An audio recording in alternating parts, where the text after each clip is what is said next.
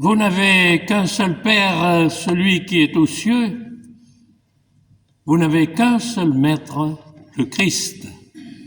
Alléluia, Alléluia, Alléluia, Alléluia, Alléluia,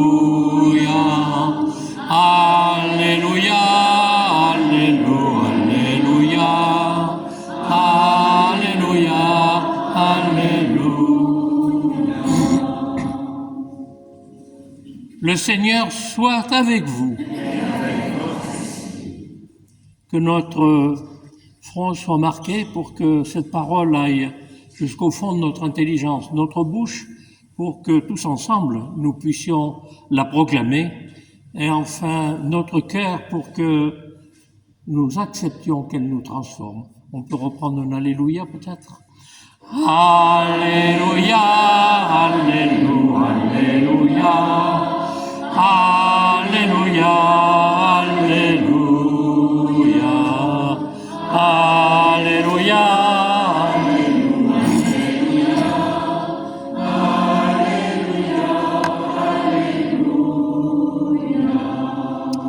Alors, dans l'évangile selon Matthieu,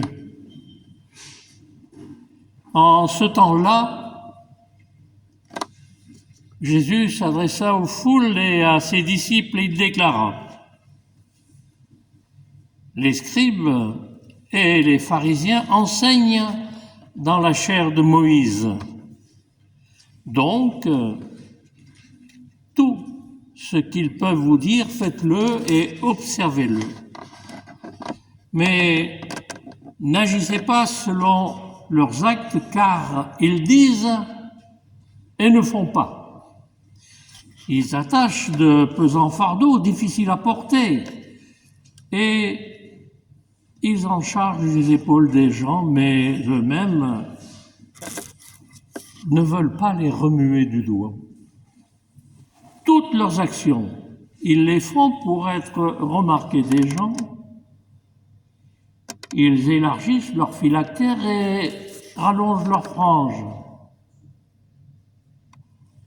Ils aiment les places d'honneur dans les dîners, les sièges d'honneur dans les synagogues et les salutations sur leurs places publiques.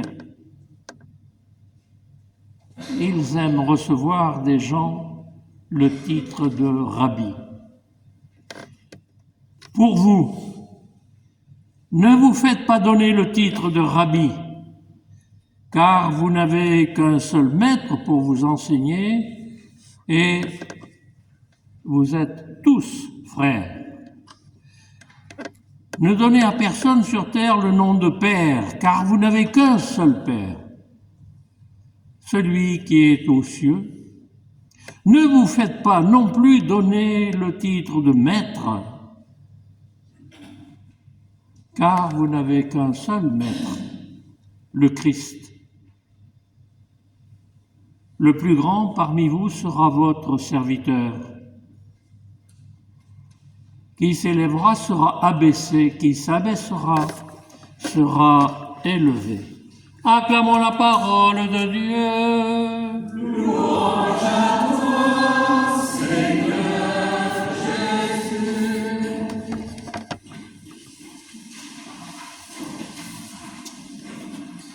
Voilà, il est de tradition dans notre église Saint-Pierre-Romède de célébrer cette prière pour les personnes qui ont rejoint la lumière du Père au cours de l'année.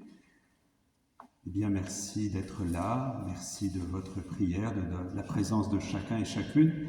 Alors, il y a une équipe qui accueille les personnes qui vivent ces passages, ces deuils. Peut-être qu'il y a déjà Nicole qui est là. Les autres de l'équipe, vous voulez bien vous lever? Annie? Béatrice, tu fais partie de l'équipe aussi? Béatrice, oui, alors c'est pour l'autre communauté locale, ma campagne, et Annie. Et Michel qui ne se lève pas, voilà. Et de temps en temps, Eddie aussi. Hein. Voilà, donc, bien, on vous bénit dans cette mission et on bénit le Seigneur de vous envoyer dans ce beau service. Alors le 25 octobre, à Rome, des femmes et des hommes, des clercs et des laïcs, des baptisés, réunis en synode autour du pape François, ont écrit une lettre au peuple de Dieu. Le peuple de Dieu, c'est nous, hein? Donc c'est une lettre pour nous. Cette lettre appelle de ses voeux une église renouvelée, proche de chacun et de chacune, ouverte aux questions, aux souffrances, au deuil et aussi aux attentes de vie et d'espérance des femmes et des hommes de notre temps. Aujourd'hui, donc, notre Église fait mémoire de ceux qui sont partis, de nos proches. J'ai demandé à Nicole, qui fait partie donc de cette belle équipe de deuil, de bien vouloir témoigner de notre espérance commune en éclairant notre compréhension de l'Évangile que nous venons d'entendre. Avec Nicole, laissons-nous prendre par la main par ce Jésus qui nous fait passer d'une loi rigide et perçue comme inhumaine à une loi d'amour telle que le Christ la souhaite au service de l'homme.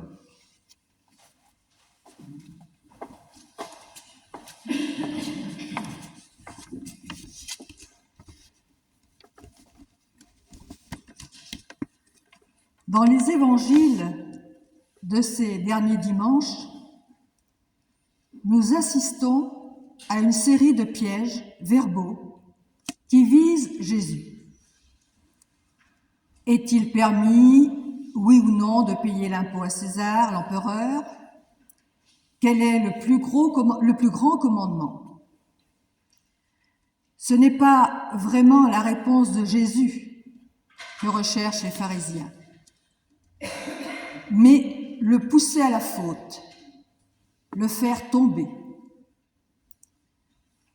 Pourquoi cet acharnement? Qu'a-t-il donc fait? Il dérange. Ce qu'il dit n'est sans doute pas agréable à entendre. Il les met face à leurs responsabilités parce qu'il connaît leurs points faibles. Il vient aussi peut-être les bousculer dans leur certitude. Il est bien conscient qu'ils ont détourné la religion qui est devenue leur propriété exclusive. Ils portent leurs titres et leurs vêtements comme un étendard qui les met à part et leur donne une légitimité. Ne donnez à personne le titre de maître, n'appelez personne père, dit Jésus. On peut retrouver ce travers aujourd'hui encore à différents niveaux, et même dans l'Église.